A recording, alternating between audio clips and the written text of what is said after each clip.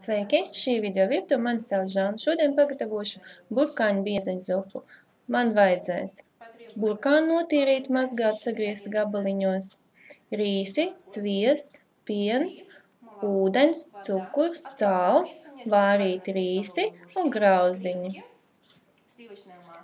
Katliņā lieku burkānus, pielēju nedaudz ūdeni, kāds 35 ml ūdeni, sviestu,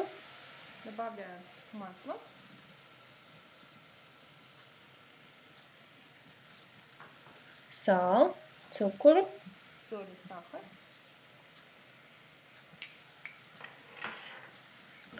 apmaisu, sautēšu. Kādas 5-10 minūtes.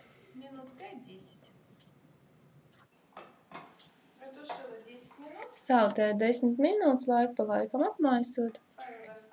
Lieku klāt tīrus rīsus nomazgāts.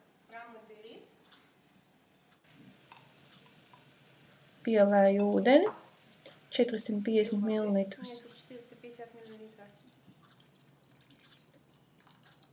Vēlreiz apmaisu. Un sautēšu uz lēnas uguns kādas 40-50 minūtes, līdz viss paliek mīksts. Sautēju 55 minūtes, laiku pa laikam apmaisot.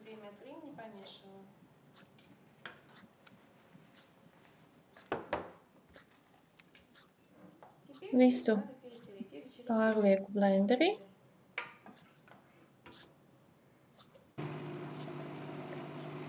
Tad pārlēju tīrā katliņā, atšķaidu ar karstu pienu un pēc vajadzības, ja vajag, tad bišķiņ piebēru sāli. Zupas biezums, aptuveni kā saldais krējums, tādā biezumā.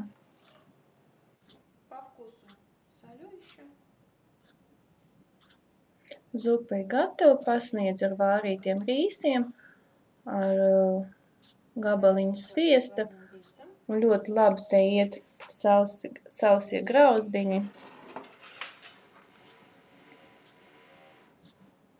Šāda zupa ir ļoti garšīga, bišķiņ saldena, veselīga.